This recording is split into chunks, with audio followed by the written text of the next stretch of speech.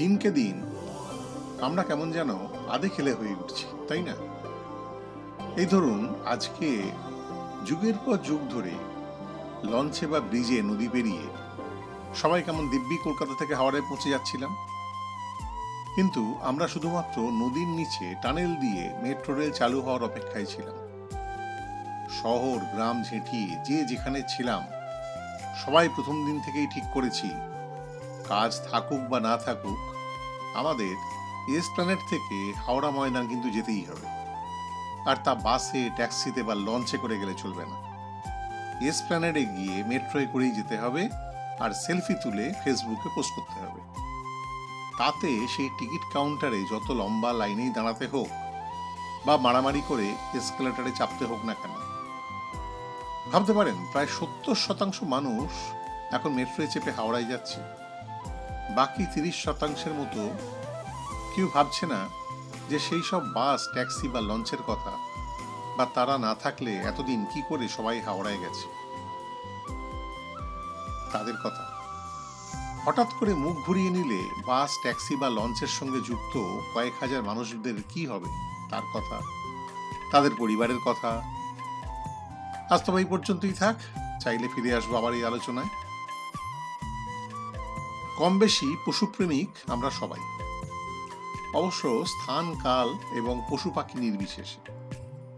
ধরুন, আপনার বারান্দায় উড়ে এসে বসা একটা বুলবুলি বা ময়না পাখিকে দেখে আপনি যতটা খুশি হবেন, একটা কাকেশ্বর কুচকুচে উড়ে এসে বসলে কি আদৌ খুশি হবেন? তবে সেই পশু বা পাখি প্রেমের ফলে যদি মানব প্রেমে ঘাটতি ঘটে, তাহলে উত্তর খোঁজা যেতে পারে আজকের গল্প জীবপ্রেমে। আসুন শোনা যাক আজকের গল্প জীবপ্রেম।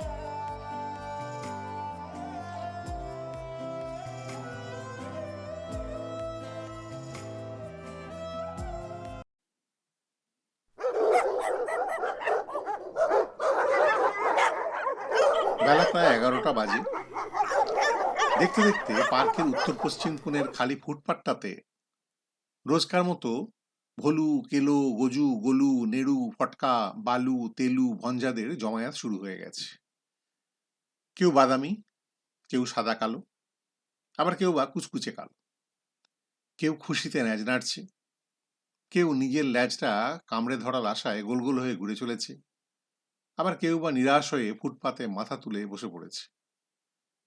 দেখতে দেখতে সেখানে টোটোয় চেপে শুভাগমন ঘটল এইসব অবলা জীবেদের নামকরণ করা এবং শিবজ্ঞানে পেট পুজো করানোর দয়াময়ী সেই জীবপ্রেমিক সারমেয় সমাজের কুলশ্রেষ্ঠা মানসী মাথা কারণ।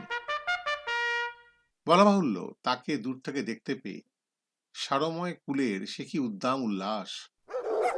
প্রথমে গলা ছেড়ে ডাকাডাকি, তারপর সবাই সবাইকে পেছনে ফেলে একে অপরের ঘাড়ে উঠে কামড়াকামড়ি, খেমচা খেমচি করে লাইনে আগে দাঁড়ানোর প্রতিযোগিতা। টোটোটা সেখানে এসে থামতেই অবশ্য সব লম্পঝম্প 1 মিনিটে শেষ। সবাই কেমন সুবোধ বালকের মতো ফুটপাতের উপরে পরপর লাইন দিয়ে বসে পড়ল। তখন শুধু তাদের ল্যাজ নাড়া ছাড়া আর বিশেষ কিছু নড়তে দেখা যাচ্ছে না। শুধু কান দুটোকে বেজায় খাড়া করে মাথা উঁচিয়ে সবাই এক দৃষ্টে চেয়ে আছে মাতা ঠাকুরানীর পানে। এবারে মাথায় রুক্ষ সূক্ষ্ম চুলে ফুলুরি খোঁপা বাঁধা, পায়ে হাওয়াই চটি, ঊর্ধ্বাঙ্গে গামছা ঢাকা, ম্যাক্সি পরিহিতা স্থূলাঙ্গী সেই মাতা ঠাকুরানী, বাপরে মারে জপতে জপতে টোটো থেকে তিনি নেমে এলেন। মনে হয় অতিরিক্ত হাঁটুর ব্যথায় কাবু। প্রথমে তিনি তার পালিত সন্তানদের সামনে থলে থেকে বার করে একখানা করে অ্যালুমিনিয়ামের কানা উঁচু থালা সাজিয়ে দিলেন। তারপর তিনি পেছনের ফাঁকা বাঁধানো রোয়াকটাতে গিয়ে ধপাস করে বসে পড়লেন। ততক্ষণে টোটো চালক দুটো চটের ভারী ব্যাগ টোটো থেকে নামিয়ে ফুটপাতে এনে রেখেছে। এরপর মাতা ঠাকুরানীর অঙ্গুলি হেলনে সেই ব্যাগ থেকে বার করলো বড় বড় টিফিন কৌটো ভরা রেশনের চাল, ডাল আর শাকসবজি মেশানো সাদা খিচুড়ি, মুরগির ছাঁট, ল্যাটা মাছ সেদ্ধ আর লেডো বিস্কুট। হাতায় করে সেগুলোকে পরিবেশন করা হলো থালায় থালায়। মুহূর্তের মধ্যে চেটেপুটে সাফ হয়ে গেল সব। ঠোঁট চাটার শব্দে ভরে উঠল চারিধার। মাতা ঠাকুরানীর হেলে দুলে টোটোয় ফিরে যাওয়ার আগেই টোটো চালক রাস্তার কলে থালা বাসনগুলো ধুয়ে নিয়ে ততক্ষণে চটের ব্যাগে সেগুলোকে ভরে ফেলেছে। ওদিকে সৎকারে পরিতৃপ্ত সন্তানসম চার পেয়ে অতিথিরা খুশিতে ডগমগ হয়ে ল্যাজ নেড়ে তাদের মাতা ঠাকুরনীকে বিদায় জানাতে ব্যস্ত হয়ে পড়েছে। যখন মাতা ঠাকুরনীও টোটোয় চেপে এই সুযোগে একদমই উচ্চস্বরে ভলু, কেলো, গজু, গলু, নেড়ু, ফটকা, বালু, তেলু, ভঞ্জা নামগুলো একদমে আওড়ে শেষে আসিরে বলে তার আপত্য স্নেহ প্রকাশে মশগুল, ততক্ষণাৎ সেখানে ঘটে গেল এক অকল্পনীয় বিপর্যয়। কিছু বোঝার আগেই আশেপাশের বাড়িগুলোর খোলা বারান্দা, জানলা আর খোলা ছাদ থেকে এক ঝাঁক ইট পাটকেল, সবজির খোসা, মগে করে জল ইত্যাদি ক্রুজ মিসাইলের মতো করে একসঙ্গে ছুটে এলো সেই সারমেয় বেষ্টিত ভোজনস্থলে। কিছু বোঝার আগেই সেই মিসাইল আঘাত হানলো মাতা ঠাকুরনী ও টোটো চালকের ওপর। তারা দুজনেই কিঞ্চিত আহত হয়েছে বলে মনে হলো। তারা যখন প্রাণ বাঁচাতে টোটো নিয়ে পালাতে চাইলে কি হয়, দেখা গেল সেই টোটো ঘিরে দাঁড়িয়ে আছে প্রায় জোনা পাঁচেক বয়স্ক মহিলা। কারোর হাতে লাঠি, কারোর হাতে ঝেঁটা, একজনের হাতে গাছের ভাঙা একখানা ডাল। দেখতে দেখতে সেখানে ছোটখাটো একটা ভিড় জমে গেল। মনে হয় যারা উপর থেকে মিসাইল ছুড়ছিল তারাই নিচে নেমে এসেছে। ব্যাস, শুরু হয়ে গেল এক ধুমধুমার লঙ্কাকাণ্ড। একজন জানালো এই পশুপ্রেমিক মহিলার বদান্যতার আধিক্যতায় পাড়ায় ট্যাঁকাদার হয়ে উঠেছে। উনি দয়া দেখিয়ে কুকুরদের প্রত্যেক দিন ভোজন করিয়ে জ্যোতিষীর নিদান মতো নিজের সুনির্দশা কাটাতে স্বেচ্ছায় হঠাৎ করে এই জায়গাটা বেছে নিয়েছেন। এদিকে কুকুরগুলো খেয়ে দিয়ে দিব্যি থাকড়াই হচ্ছে আর মনের সুখে বংশবৃদ্ধি করে চলেছে। পাড়ায় এখন প্রায় 25টারও বেশি কুকুর বহাল তবিয়াতে ঘুরে বেড়াচ্ছে। তারা নিজেদের মতো করে এখানে নিজেদের এক আঞ্চলিক ক্লাব বানিয়ে নিয়েছে। এক ক্লাবের কুকুর অন্য ক্লাবের অঞ্চলে ঢুকলে দুদলের লড়াই চলতে থাকে প্রায় ঘন্টাখানেক, বিশেষ করে গভীর রাত্রে। সেই তারস্বর চিৎকারে ঘুম ভেঙে গেলে আর ঘুম আসতে চায় না। এদিকে বাচ্চা কাচ্চারা উঠে পড়ে, তারাও তাদের সঙ্গে তারস্বরে চেঁচাতে থাকে। তখন মনে হয় সব ছেড়ে দিয়ে কোথাও চলে যাই। আরেকজন বলে উঠল, শুধু কি তাই, বাচ্চাদের তো ছেড়ে দিন, আজকাল আমরাও রাস্তায় বেরোলে ওরা কাছে এসে গায়ে নাক ঠেকিয়ে শুনবে, বিস্কুটের লোভে দল বেঁধে পেছন পেছন যাবে। আরে বাবা, সবসময় কি আর বিস্কুট খাওয়ানো সম্ভব হয়? বাড়িতে কোনো অচেনা লোক আসার উপায় নেই, তাদেরকে দেখলে এমন তারা করবে যে তারা পালিয়ে পথ পাবে না। এছাড়া সারা রাস্তা জুড়ে যেখানে সেখানে শুয়ে থাকবে। মানুষ তো দূরের কথা, গাড়ি রাস্তা দেখলেও রাস্তা ছেড়ে আজকাল নড়তে চায় না কিছুতেই। পাশ থেকে আর একজন বলে উঠল, আরে সেদিন কি হয়েছে জানেন, ভোরবেলায় আমি পার্কের বেঞ্চে বসে জুতোটা খুলে পা তুলে চোখ বুজে প্রাণায়ামে ব্যস্ত। চোখ খুলে হঠাৎ দেখি জুতোর এক পাটি উধাও। হাতে এক পাটি জুতো নিয়ে খালি পায়ে খুঁজে খুঁজে দেখি ওই কেলোটা আমার জুতোটা মুখে করে পার্কের গেটের বাইরে রেখে দিব্যি পাশে বসে পাহারা দিচ্ছে। আর একজন জানালো তার কাহিনী নাকি আরো করুন। তার অসতিপর খিনজিবি চেহারার বিধবা মা কত শীতে বাড়ির বাইরে দুপুরে রোয়াকে বসে রোদ পোয়াচ্ছিল।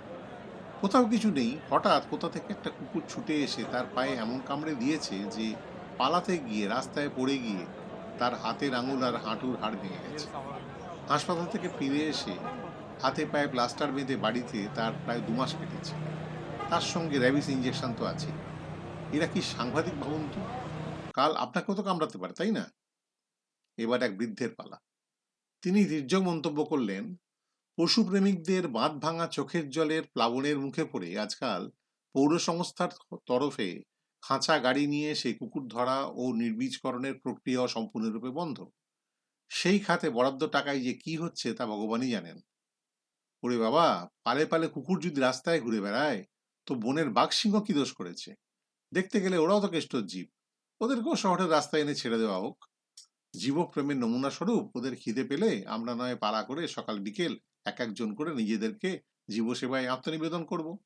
আত্মবলিদানের অনুপ্রেরণা দিতে লাইনের প্রথমে অবশ্য পশুপ্রেমিকদেরই দাঁড়ানো উচিত, তাই না?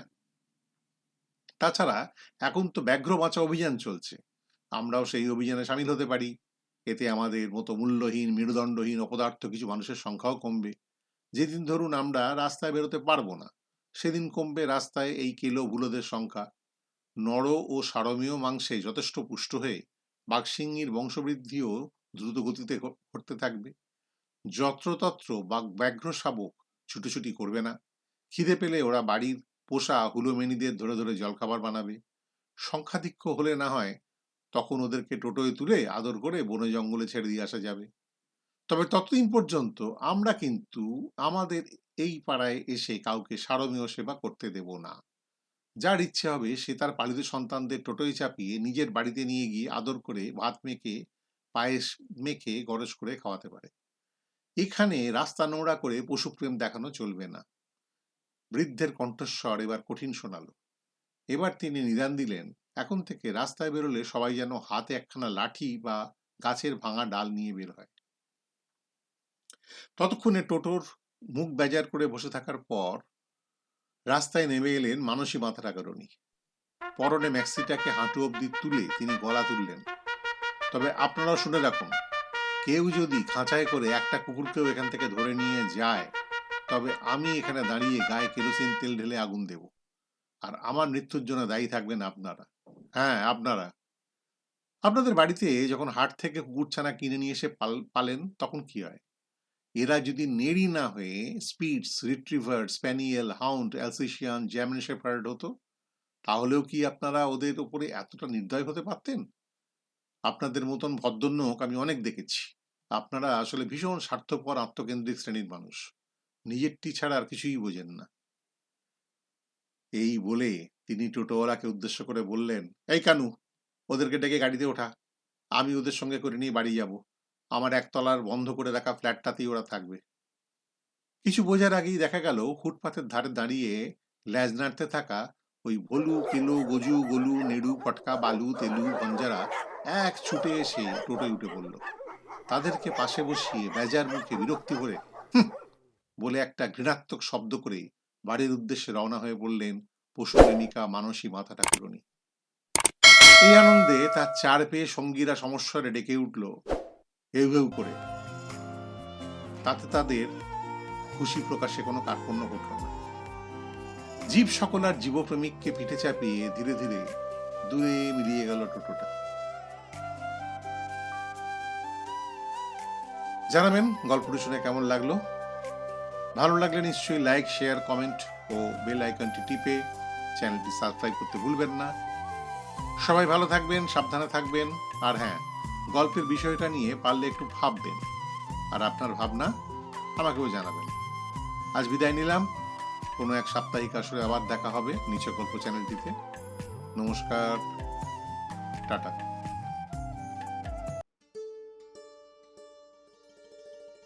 ইউ আর নট অ্যালোন, বা আপনি একা নন। এটি হলো আপনার মনের কথা বলা ও বলানোর একটি প্রচেষ্টা। সত্যিই তো আপনি একা নন। আমরা সবাই আছি আপনার সঙ্গে, আপনার কথা শুনতে, আপনার সঙ্গে কথা বলতে। যদি আপনি একাকিত্বে ভোগেন, মনের কথা বলার মতো সঙ্গী সাথী না থাকে, গল্প বলতে বা শুনতে ভালোবাসেন, মনের কথা বলে হালকা হতে চান, সব সমস্যা সরিয়ে রেখে অতীতকে ভুলে আনন্দে বাঁচতে চান, তবে উপায় আছে এবং হাতের কাছে। নির্দ্বিধায় যোগাযোগ করুন আমাদের সঙ্গে। আরও জানতে নিচে দেওয়া ঠিকানায় ঘুরে আসতে পারেন। You are not alone 2021 wordpress.com ওয়েবসাইটে, কমিউনিক কাউন্সেলিংয়ের ফেসবুকের পাতায় এবং ইউ আর নট অ্যালোন 21 এর লিঙ্কডইন প্রোফাইলে। প্রশ্ন থাকলে mamaconsultants@gmail.com ইমেল করতে পারেন।